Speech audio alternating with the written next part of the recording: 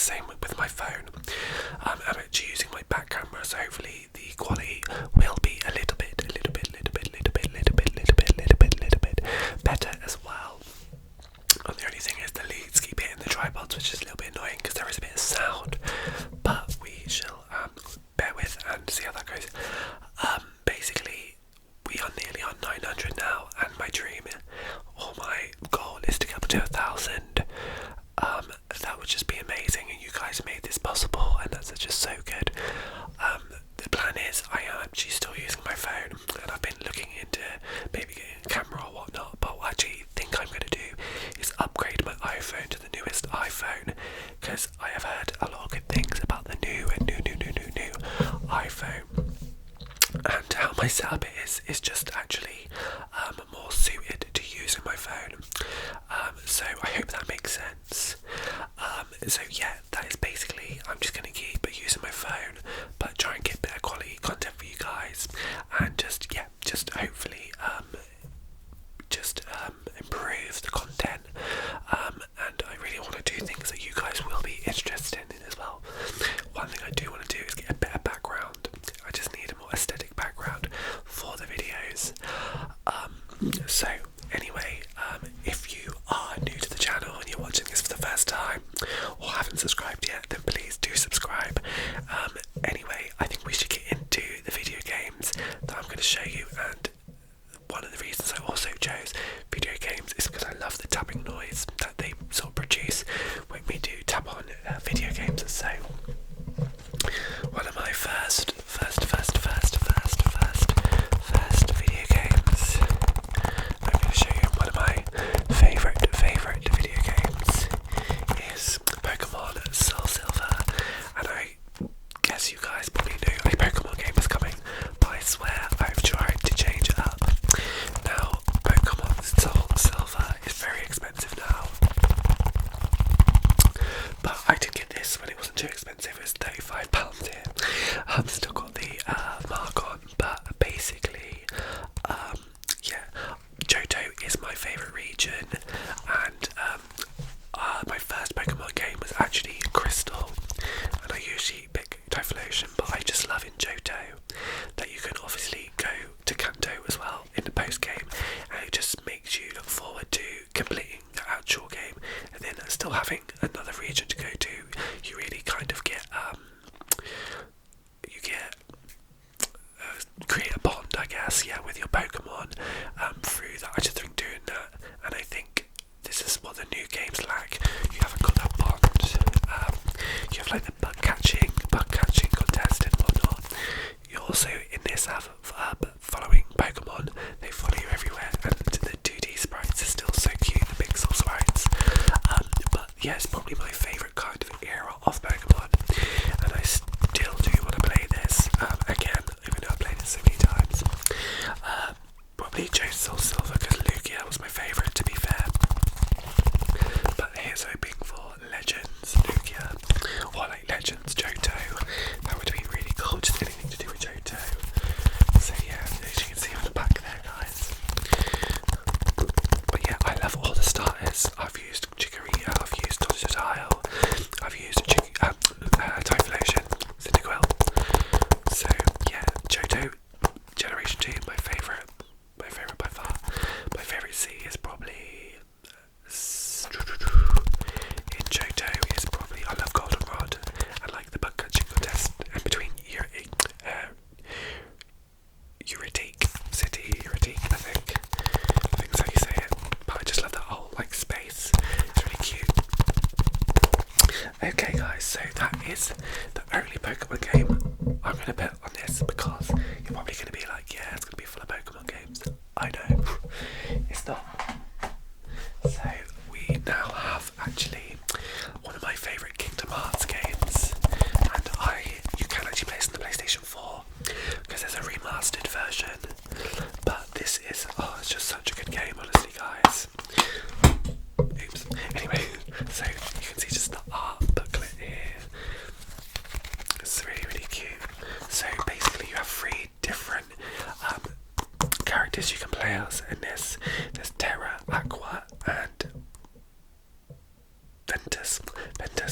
nearly said Roxas because he looks so much like Roxas. And this is basically before even before Kingdom Hearts 1, these are like the 3 original Keyblade wielders.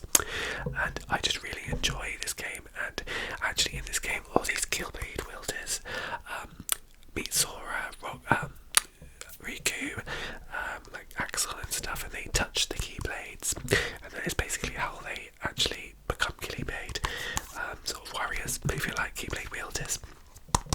But say you can play as 3 people, and you sort of go, you do the story, and they're all different, but they end the same, if you know what I mean, in each character. Well, I'll spoil it for you. So basically, Terra ends up kind of evil. Aqua gets trapped in the darkness, which you might have seen in Kingdom Hearts 3. But yeah, for me, I just don't think they ever get Kingdom Hearts wrong. Square Enix doesn't get Kingdom Hearts wrong. The team is good, which is less than I could say for Final Fantasy, to be honest with you. But yeah, I just really love the Kingdom Hearts franchise, and this is probably my favourite game in the franchise. It's either between this and Dream Drop Distance. What I would personally like to see from the Kingdom Hearts franchise is actually going into like different Square Enix worlds rather than Disney worlds. And that sounds weird because I love the Disney part of it, but I just think it would be super interesting to actually go to different Square Enix worlds. So we can go to like Valkyrie Profile World or something like that, or even like I'm trying to think of Square Enix things that rhyme. World Ends With You, which was in Dream Drop Distance. Different Square Enix bands, different RPGs that Square Enix have done. I'm trying to think of different ones now, right on top of my head, but Parasite Eve, stuff like that, all the classic kind of things, and just even maybe the Final Fantasy worlds would be super cool. Anyway, this was on the PSP, but you can play it on the PS4 because there is a complete 2.8 version, I think. Don't quote me on it, but I think that is what it's called. So, our third game is a oldie but a goodie, and this is X-Men Legends Apocalypse. And if you've ever played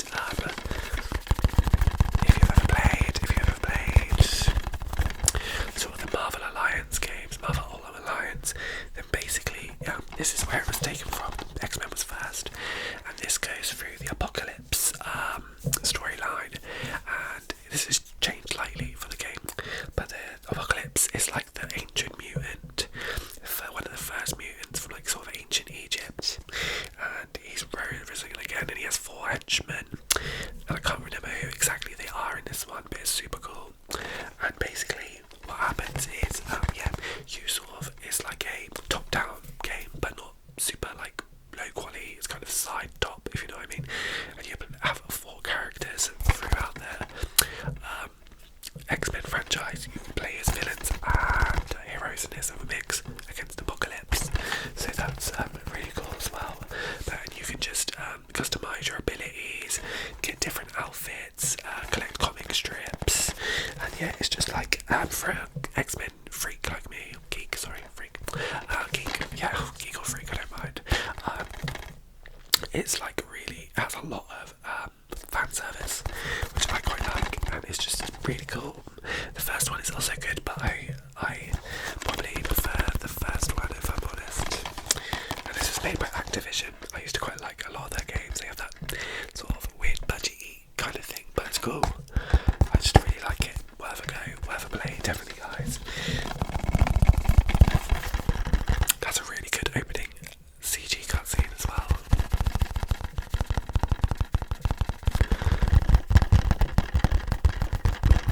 Okay, we'll see what we got next. Okay, all the ones you've seen so far I've actually completed, but I haven't not completed this one, mainly because I want to get 1 and 2 on the Switch, because I can't be bothered to set my Xbox up. But this is Bayonetta. I think you guys probably heard Bayonetta. There was quite a lot of drama, but now it's actually like, with the third one. But I think the first one was for Xbox, and that's been bought on the Switch. I'm not sure. Then Nintendo got the second and third one, I think. But I love Bayonetta. I just love the character of Lareza, and just all the monsters and all the witchiness. I love witches. Now, I'm not a very action person. Sort of action game person. I'm not very fast reflex. I like a chill game like Pokemon or turn-based things. But I actually do find Bayonetta really fun, and the lore, sort of the angels and demons and whatnot. So yeah, but I still actually have to complete this one. But it's definitely one of my favourites and one I'd recommend. And story-wise, I think it's actually really strong as well. So that is Bayonetta.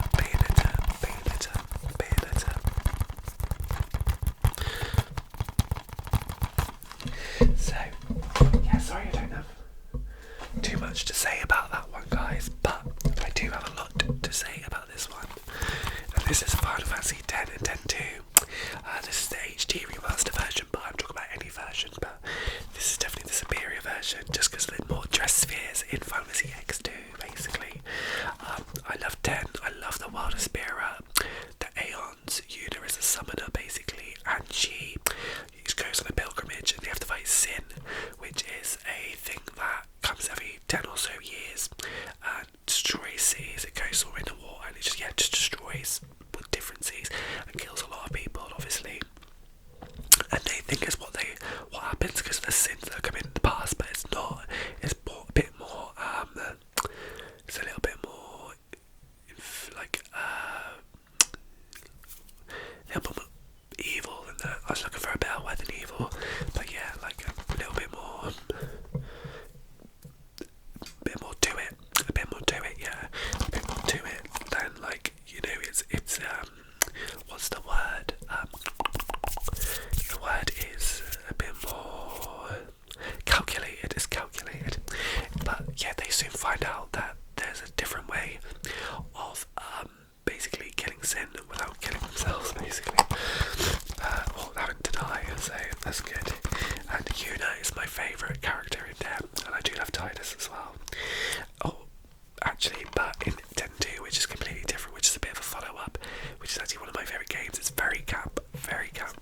You have dress spheres, it's a bit like Sailor Moon, and you can change job classes by actually going through your sphere grid, and that's really cool. So there's a lot of tactics to it, but definitely one of the most iconic Final Fantasy games. My favourite summon is probably in this one is probably Veil 4, I think. Maybe Veil 4. I just like the design, but I love the design of all the creatures and Aeons summons in 10. It's so cool. I just think it's a bit more colourful than 7, but I do love 7. And going on from that, carrying on from Final Fantasy X and X-2, we actually have Crisis Core Final Fantasy VII Reunion, which is also a very, very good game, and I've played the original, and this really doesn't branch far off, to be fair, of the original. The one thing I will say, Zack's voice actor is not so good, and I'm sorry whoever voice acted it, but it's not. It just doesn't make warm to it the same way, but regardless, amazing game. It's got like an RPG element, but it's more of an action RPG, so you're actually fighting, which I actually do prefer turn-based, but this plays more like Kingdom Hearts, yeah, I'd say that. But very good character growth. It's good to see like the back story of Cloud and whatnot, and just see everyone, even Yuffie, when she was like 10. But yeah, I'm glad they did re-release this, but you can definitely play the PSP version, which I do have, and be absolutely fine. Graphics amazing as well, they did a good job. So yeah, really enjoyed this. Definitely, I would actually start with this, maybe, if you're not familiar to Final Fantasy VII, start with Crisis Core. It's actually quite easy to understand.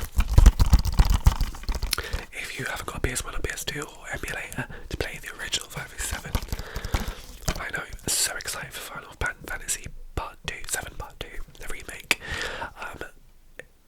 People a bit annoyed about the kind of the retelling of the Final Fantasy VII remake, but I personally think it's a bit better, and I prefer Aerith in this because I think the original is just a bit whiny. I don't know.